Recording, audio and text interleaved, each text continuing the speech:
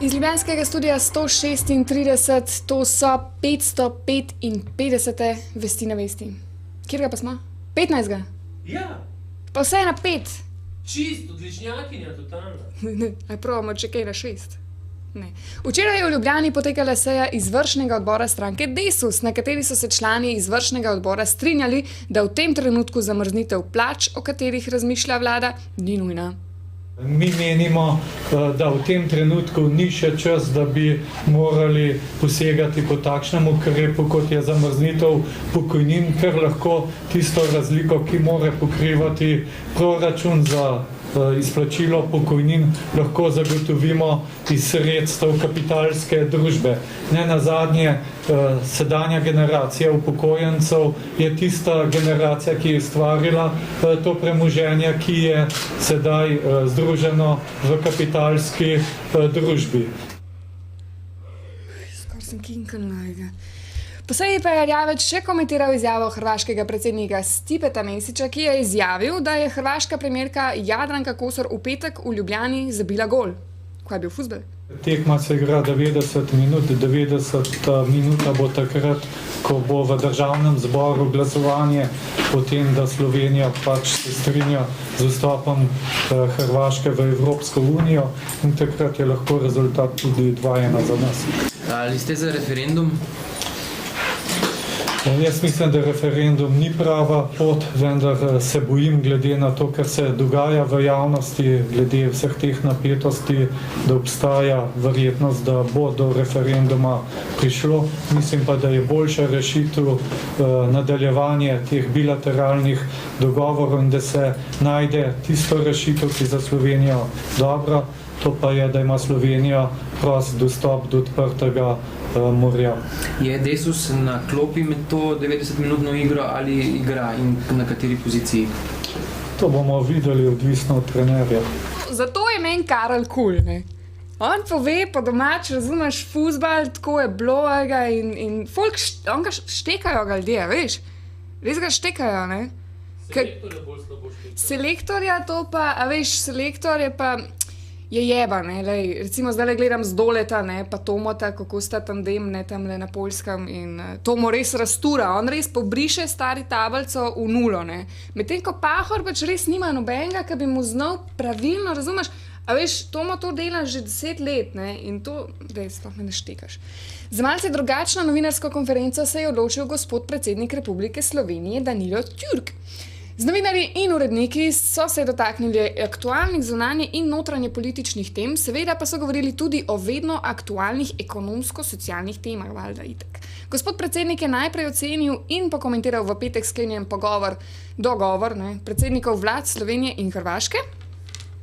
Jaz sem že v petek, ko sem bil prvič vprašan, kaj menim o dogovorih preteklega petka, pojasnil, da ocenjujem, da gre za pozitiven korak in za korak v pravo smer.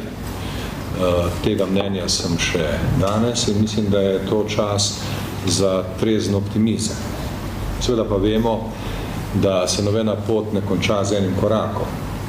Prvemu koraku morajo slediti naslednji koraki in tudi naslednji koraki morajo biti usmerjeni v pravo smer. Zaradi tega ocenjujem, da bi bilo prav, da vlada v kratkem predstavi svoje poglede na te prihodnje korake. Nekaj od tega je vlada že storila, tudi predsednik vlade je že sam nekatere od teh tem pojasnil. Dobro bi bilo tudi, da bi se s časom izoblikoval določen časovni okvir za različne korake, ki jih pričakujemo. V glavnem folk, dajte korakat, ne?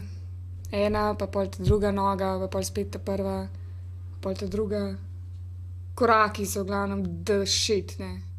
To je to. Step by step. Ja, a si videl, kam mu je tako kozarček letel noter, avokado, takole? In pa je bilo takole. To je bil zikr kakšen hrvaški namig, da je treba prikorakati malo naprej, ne? Tudi tako na skrivaj včasih je treba prikorakati. S tiho diplomacijo. Tako na, wasn't me. Tjurk, je tlele pišem, pohvalil tudi odnose med slovenskim primerom in hrvaško kolegico, ki se v zadnjih tednih vidno izboljšujejo, ki sta čistnati, to, one dva kavice, neki džuskate, to. To, da je v teh zadnjih tednih ob komunikacijah med dvema vladama, zlasti dvema predsednikoma vlad, prišlo do določenega izboljšanja političnega ozračja, do določene poglobitve, razumevanja in spoštovanja. In to se mi zdi pomembno. Tisti, ki poznate moja stališča iz prejšnjih mesecev oziroma od začetka, se boste morda spomnili, da sem jaz vedno zastopal stališče, da je vzajemno spoštovanje nujen pogoj, vitalen pogoj uspeha.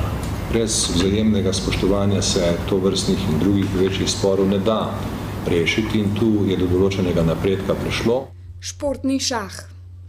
Najprej pohvale z Doletu in fantjem, ker tam dobro jim gre na Poljskem. No. Zdaj vprašanje časa, jaz pač vem, da na neki točki se jim verjetno bo zataknil. Ampak... Ne klič hudiča, dobro nam gre, no, bravo z Dole. Drugač pa, pretekli vikend se je zgodilo drugo upstream tekmovanje v Wakenju na kajakaških brzicah v Tacnu. To pomeni, da grejo navzgor, jih, potegnejo kar zeben. Tekmovali so Wakerji iz celega sveta, slavil pa Američan Adam Errington, naš Robi Pokovec, to je on, ki je po Ljubljanci zanč, pa to. Je bil 4., letos pa na srečo tej elefantje kljub drznim trikom niso potrebovali zdravniške pomoči. Ljudi su bez nade, nikako da shvate, dok se gazne slade, ostali se pate. Ljudi su bez nade, nikako da shvate, dok se gazne slade, ostali se pate.